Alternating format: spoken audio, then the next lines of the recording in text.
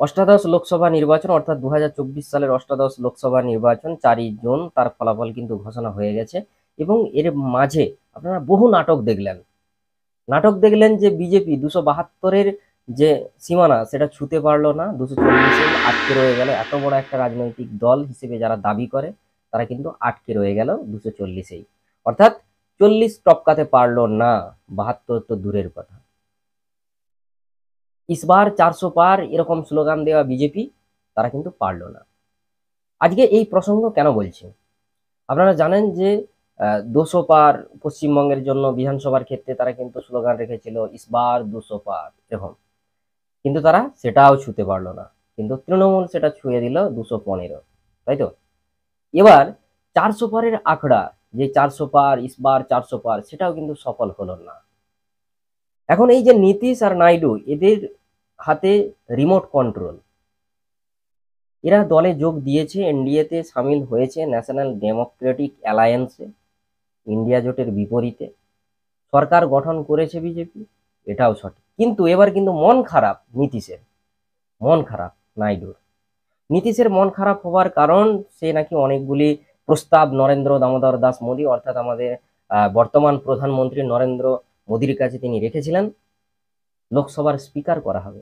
এই খবরটা আপনাদেরকে জানিয়ে রাখি যে 26শে জুন লোকসভা যে স্পিকার, পার্লামেন্টের যে স্পিকার, তার কিন্তু নির্বাচন হতে চলেছে। এবং তার জন্য যেটা নমিনেশনের ব্যাপার থাকে 25 তারিখ পর্যন্ত করা হয়েছে। তো দর্শক, টপিক আজকে এটা নয়, আজকে আমরা বলবো পল্টুরামের কথা। কে সেই পল্টুরাম বা সুভাষ বাবু? কেন বলছি এরকমটা জানাবো আপনাদেরকে বিস্তারিত।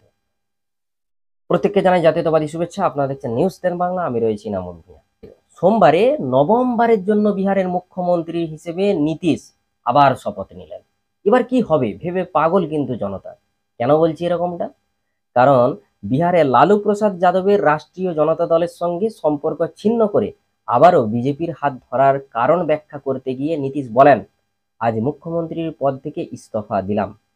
রাজ্যপালকে বলেছি রাজ্যের বর্তমান সরকার ভেঙে দিতে, আগের জোট ছেড়ে এসেছিলাম, কিন্তু কিছু জিনিস ঠিক ছিল না বলে এই সিদ্ধান্ত নিতে হলো।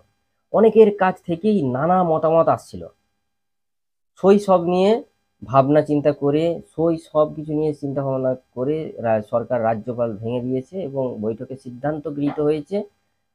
তবে এমনটা হওয়ারই ছিল বলে মত রাজনৈতিক বিশেষজ্ঞদের।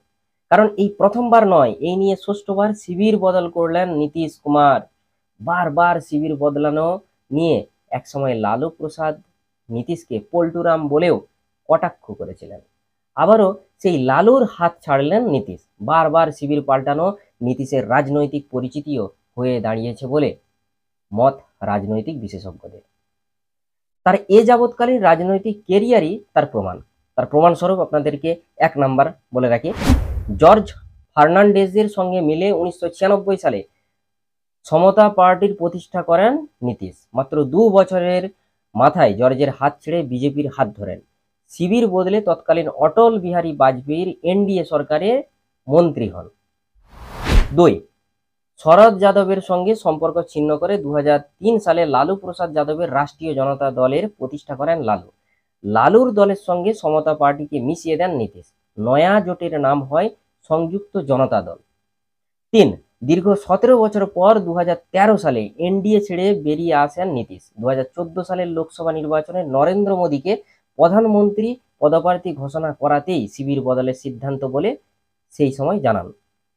4 নাম্বার, 2015 সালে আবার এনডিএ ছেড়ে লালুর সঙ্গে হাত মেলান নীতিশ। কংগ্রেসকে সঙ্গে নিয়ে মহাজোট গড়ে ওঠে। বিহারে জোটের মুখ্যমন্ত্রী হন, কিন্তু 2017 সালে সেই জোট ছেড়ে বেরিয়ে আসেন আবার।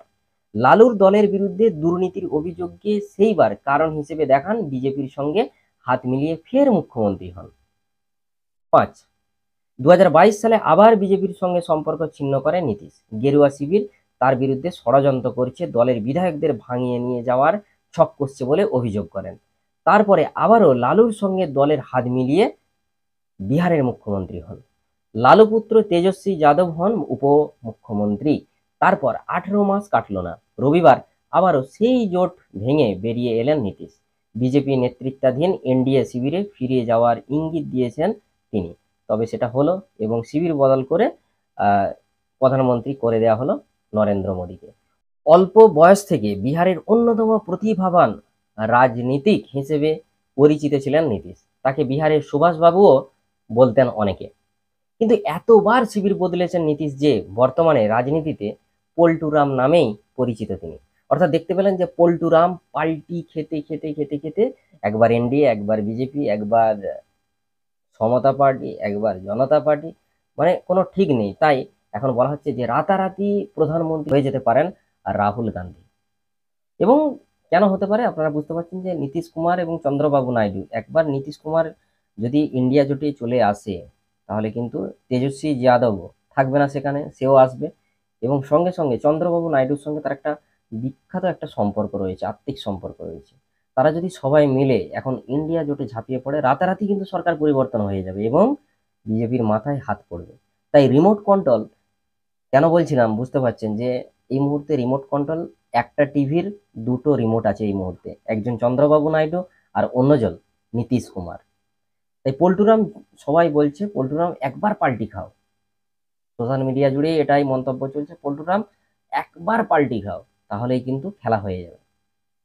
আর এটা সূত্রের খবর যে যদি নীতিশের ভাগ্যে ভোট না পড়ে, যেই ভোট রয়েছে লোকসভা স্পিকার এর জন্য, স্পিকার পদপ্রার্থীর জন্য, সেই ভোট যদি নীতিশ কুমারের পক্ষে না পড়ে তাহলে কিন্তু তিনি দল বদলাতে পারেন এবং রাতারাতি রাহুল গান্ধী কিন্তু প্রধানমন্ত্রী হয়ে যেতে পারে। আর গান্ধী পরিবারের জন্য এটাই হচ্ছে শেষ সুযোগ প্রধানমন্ত্রী হওয়ার। পরবর্তীতে আসবে কিনা সেটা এখন ভবিষ্যৎ বলবে। দর্শক কি বলবেন জানাবেন কমেন্ট বক্সে। দেখতে থাকুন নিউজ 10 বাংলা। ধন্যবাদ।